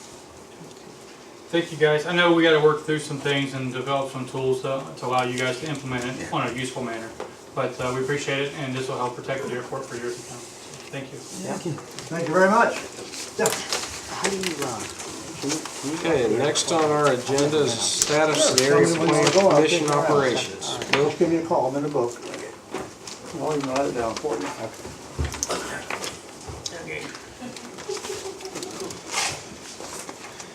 Okay.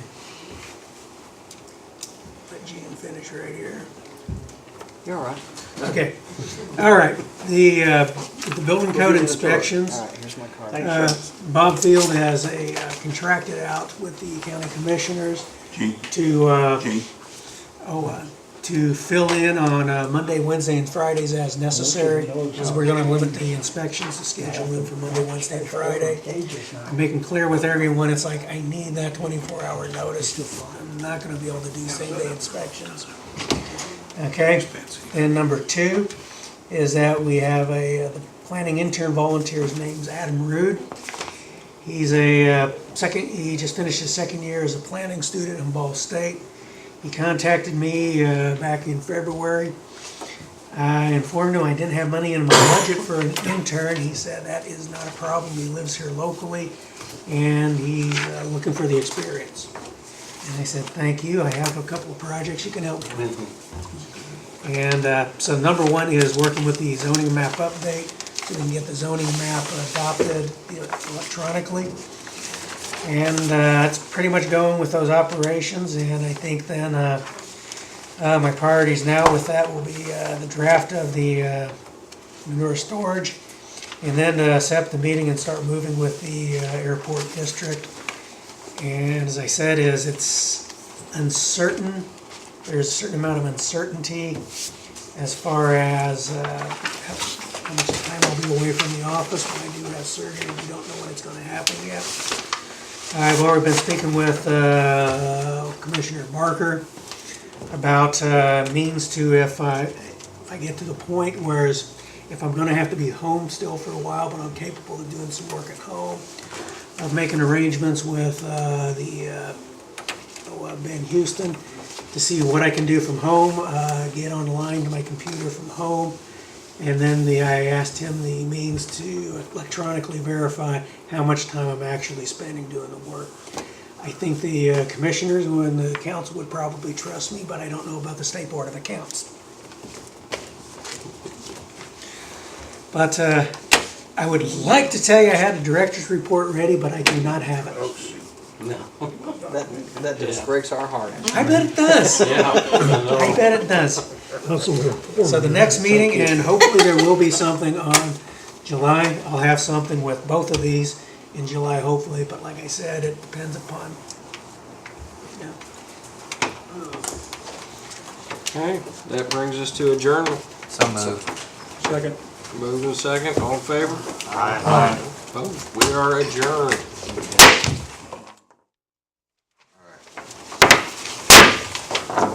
The June 9th meeting of the Fayette County Board of Zoning Appeals is now called to order. If you please join me in the Pledge of Allegiance.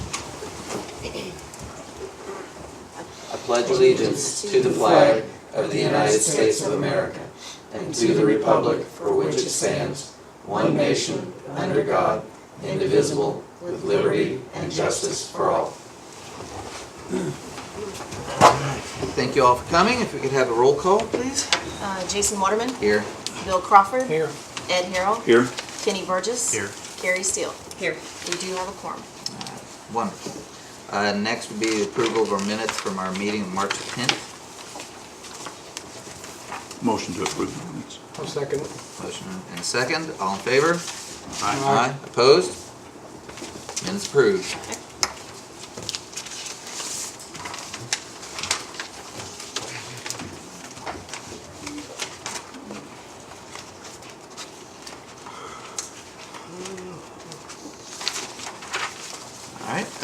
Moving on to public hearings, we have Fayette County Free Fair Association requesting a variance from the Indiana Flood Protection Grade, which is the elevation of the regulatory flood elevation plus 2 feet at any given location in the flood hazard area.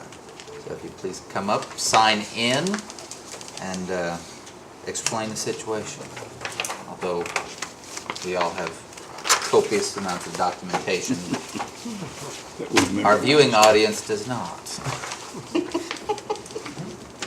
You're legally required to have the whole record. I'm Mike Myers, and I'm with the Fayette County Free Fair, and I'm also the speed track director of the track down there, along with on building and grounds. Back last year, we ended up buying some ground off of the Kunkles that joined us down there, and we had an opportunity to get some grant money through the state fair to build a horse barn. And that's what we did. We built the barn without even thinking about flood zone. Then we got the letter that we was in violations from Mr. Daniels and from the state. So at that time, the board, no one wanted to take this, so I took it on to try to fix the problem. I've been doing a lot of work with Mr. Daniels and with the DNR up there. And they have finally, after doing a whole lot of work on it, they have finally come to, and Mr. Gobin doing surveying for us, to get to the 821 feet that they are recommending that it would be at flood level, we are finally at the point we need to add about 3 inches of dirt to be at that level down there.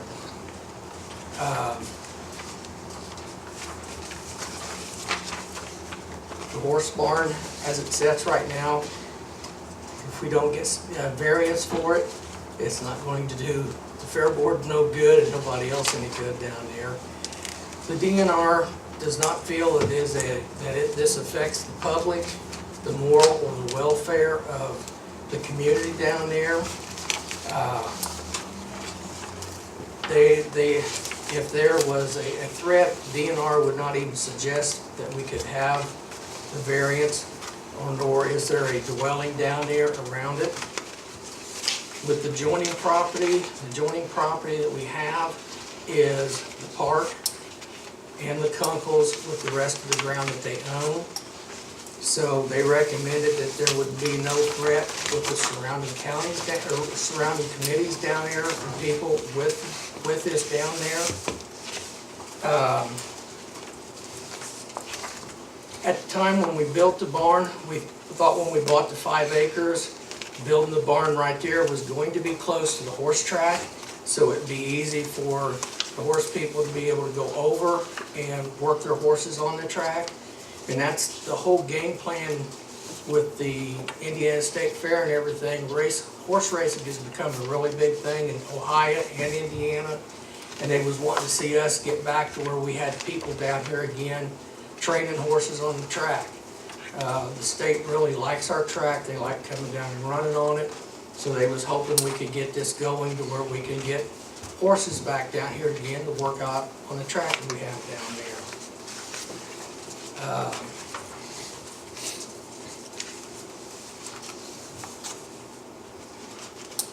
As far as being able to put in electric and water, I've been working on that. Duke, we are going to run the electric from on top of the hill to 14 acres.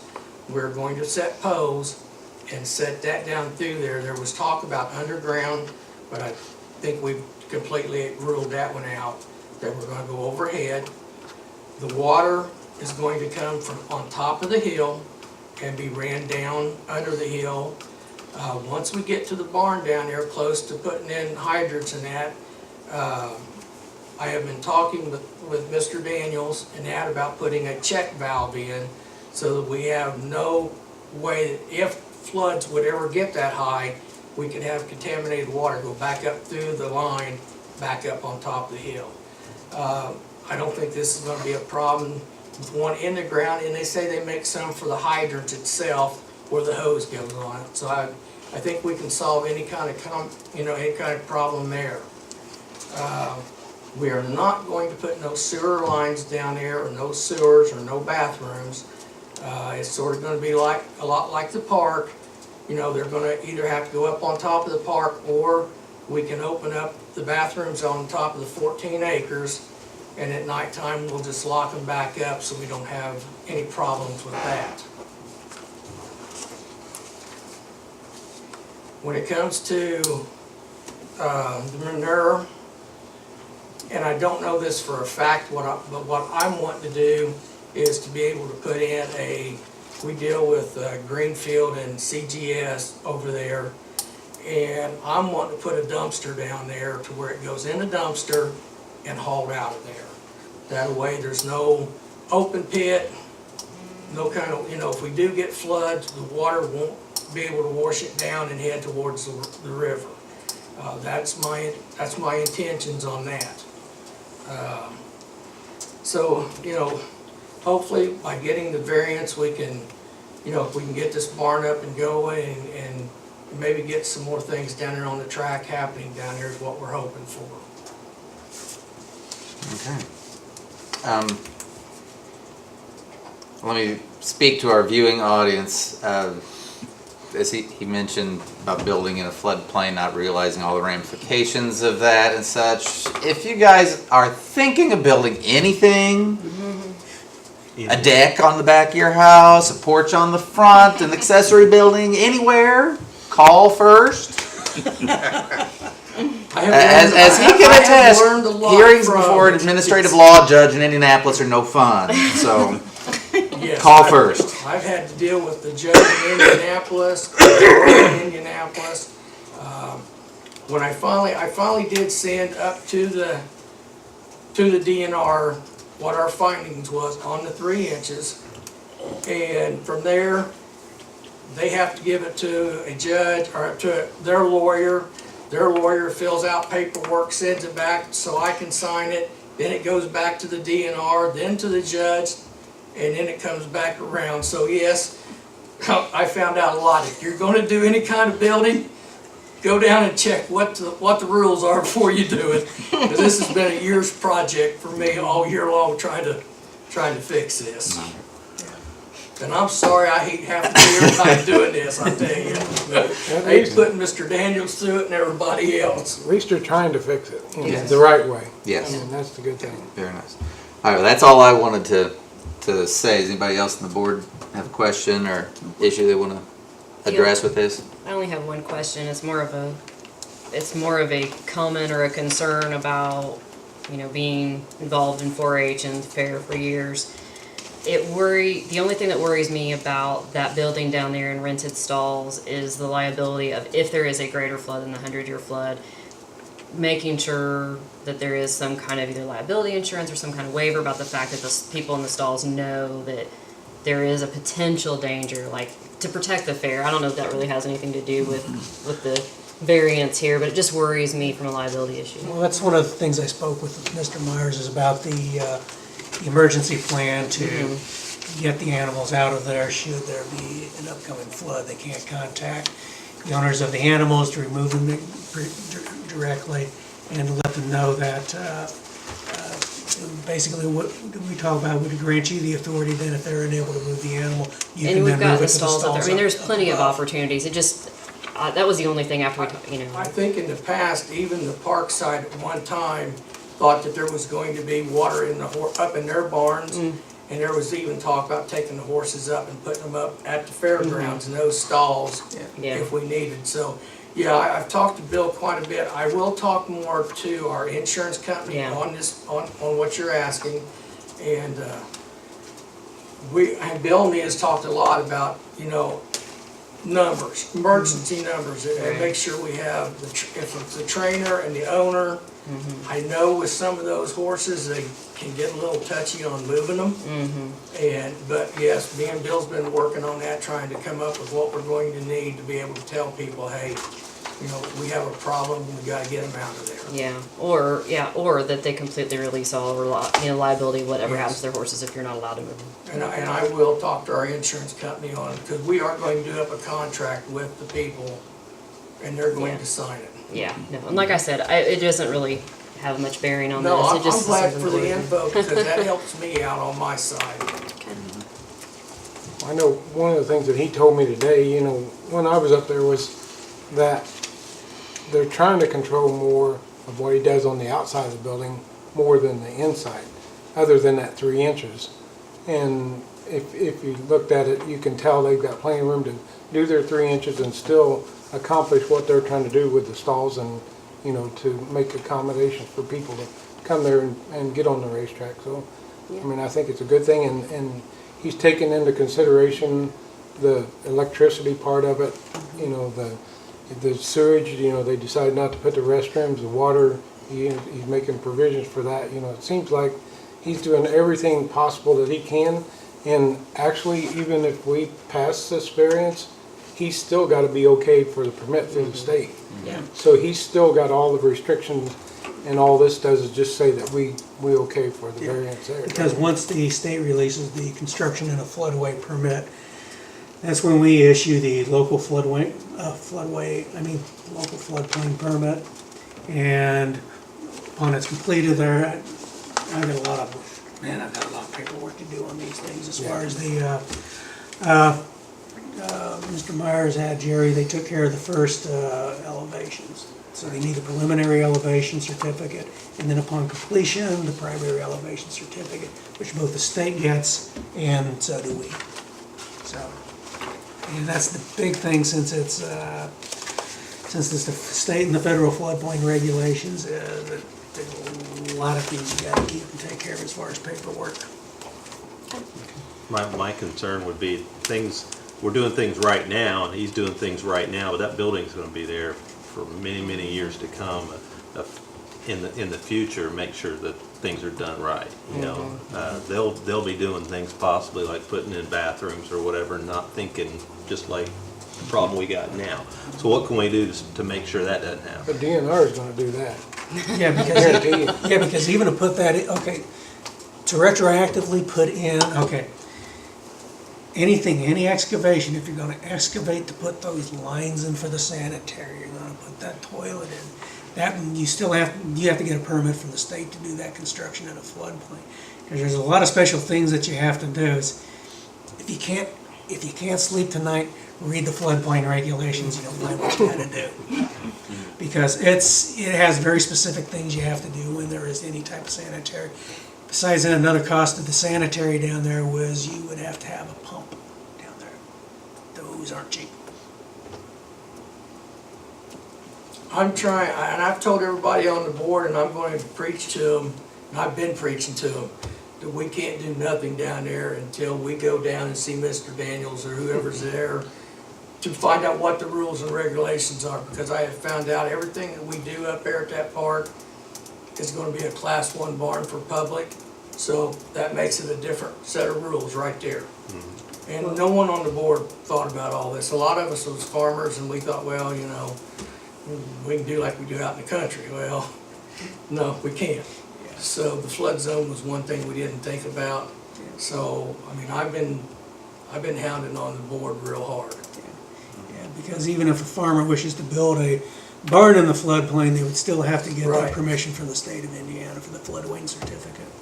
Well, didn't you tell him, Bill, that part of the problem came about when they said that they're actually going to make money on the building itself too? Yes. Well, that has a lot to do with the use also. And the big part is anytime you buy it in the public, because it's no longer, when I got the interpretation from the state of Indiana, the basic use of the building, it's referred to as a utility building with agricultural characteristics because of the animals.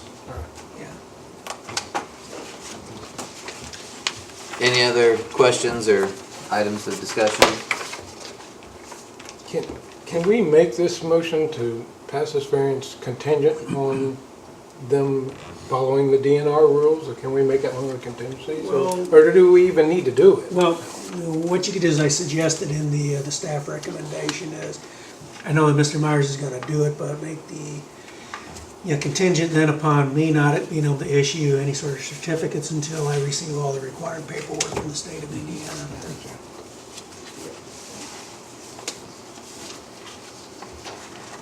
Well, I make a motion, we approve the variance contingent upon Bill receiving all the appropriate documentation from the DNR regarding the floodplain issue.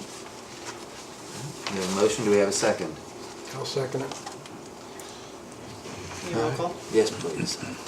Jason Waterman, Yes. Ed Harrell, Yes. Bill Crawford, Yes. Kenny Burgess, Yes. Carrie Steele. Yes. All in favor.